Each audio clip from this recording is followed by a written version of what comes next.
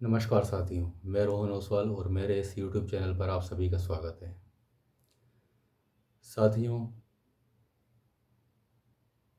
आज का विषय है कि खुश रहने का सबसे अच्छा तरीका कौन सा है।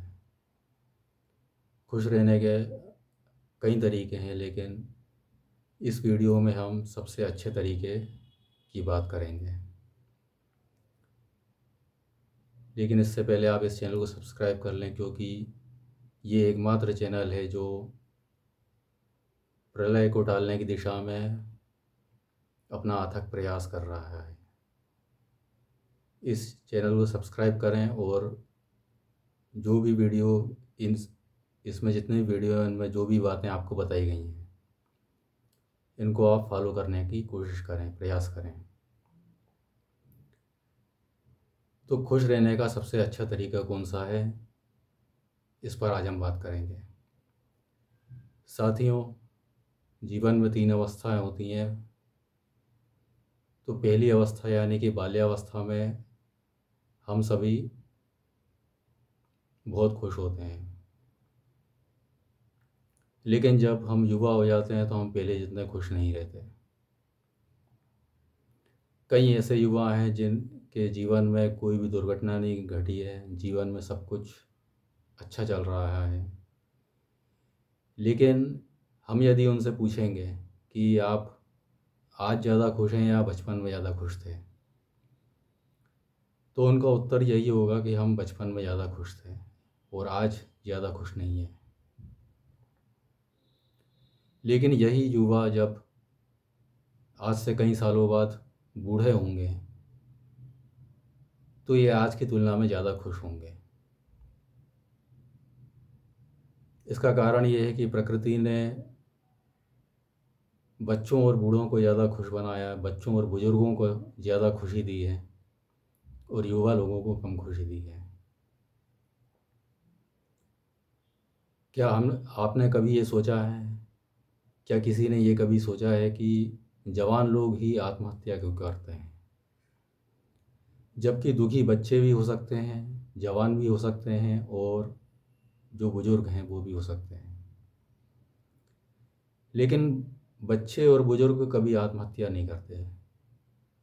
आत्महत्या करते हैं तो केवल जवान लोग। इसका कारण ये है कि जवान लोगों के दुखों में ज़्यादा इंटेंसिटी होती है, उनके दुख में ज़्यादा गहराई होती है। इस गहराई को वो झेल नहीं पाते हैं और आत्महत्या जैसा बहुत ही गलत कदम उठा लेते हैं। तो कहने का मतलब यही है कि कोई भी इंसान है, सामान्यतः प्राकृतिक रूप से यदि हम देखें तो अपनी युवावस्था के दौरान सबसे ज़्यादा अप्रसन्न रहता है। लेकिन यही युवा जब समय आने पर बुज़ुर्ग बनेंगे तो आज से ज़्यादा खुश रहेंगे। लेकिन इसके साथ एक शर्त भी जुड़ी हुई है, और वो ये है कि हमारा शरीर स्वस्थ होना चाहिए। आज से कई सालों बाद जब हम बुज़ुर्ग बने, अपने युवा अवस्था को छोड़ दें, तो हमारा शरीर स्वस्थ रहना चाहिए। क्योंकि यदि शरीर स्वस्थ रहेगा तभी हम खुश रहने की स्थिति में होंगे। तो साथियों, खुश रहने के अनेक तरीके हैं, लेकिन इस वीडियो में हम उस एक तरीके की बात करेंगे जिससे हमारा शरीर ज़्यादा से ज़्यादा स्वस्थ बन सके। इसके लिए हमें ये करना होगा कि हमें ज़्यादा से ज़्यादा राइट हैंडर और राइट फुटर बनना होगा। अपने बाएं हाथ और बाएं पैर का कम से कम उपयोग करना होगा। हमें हर संभव यही कोशिश करनी होगी। हमें ध्यान देना होगा अपने बाएं हाथ और बाएं पैर पर। अब करना क्या है ये भी आप जान लें कि जब भी हम कोई चीज़ उठाएं, कोई सामान उठाएं, तो उसे दाएं हाथ से उठाएं। जिन कार्यों को हम एक हाथ से कर सकते हैं उनको हम केवल दाएं हाथ से करें। जिन कार्यों को दो हाथ से करना ज़रूरी होता है वहाँ हमारा दायां हाथ ज़्यादा एक्टिव होना चाहिए। कभी भी हम किसी से भी बातचीत करें तो हम अपना दायां हाथ इधर-उधर घुमाएं। बहुत से लोग बातचीत करते समय, लगभग सभी लोग बातचीत करते समय हाथ इधर-उधर घुमाते हैं। तो ऐसा देखा गया है कि 99% लोग या 95% से ज़्यादा लोग अपना बायां हाथ इधर-उधर घुमाते हैं। जो राइट हैंडर होते हैं वो भी अपना बायां हाथ ही इधर-उधर घुमाना पसंद करते हैं, जो कि पूरी तरह से गलत है। ऐसा नहीं होना चाहिए। जब भी हम बातचीत करें तो अपना दायां हाथ इधर-उधर घुमाएं, या ये भी ठीक है कि हम कोई भी हाथ इधर-उधर ना घुमाएं या दायां हाथ इधर-उधर घुमाएं। हम ये भी कर सकते हैं कि चलते समय हमारा दायां हाथ आगे पीछे होए और बायां हाथ स्थिर रहे। ये भी हम कर सकते हैं। जब भी हम खड़े हों तो हम हमारे शरीर का ज़्यादा वजन दाहिने पैर पर होना चाहिए। चलते समय हम दायां पैर आगे बढ़ाएं और हमारी कोशिश होनी चाहिए कि पहली सीढ़ी भी हम दाएं पैर से ही चढ़ें।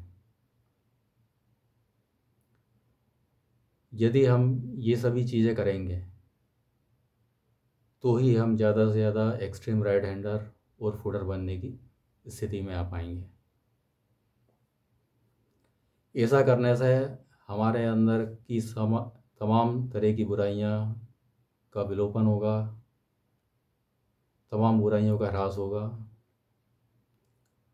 हमारी ब्रह्मचर्य के मार्ग पर चलने की क्षमता बढ़ जाएगी, हमारा गुस्सा कम होगा, हमारा डर कम होगा, हमारा दुख कम होगा, हमारा शरीर पहले से ज़्यादा स्वस्थ बनेगा, हम पहले से ज़्यादा प्रसन्न बनेंगे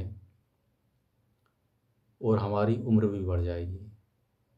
हमें एक बात का ध्यान रखना होगा कि बाल्यावस्था, युवावस्था और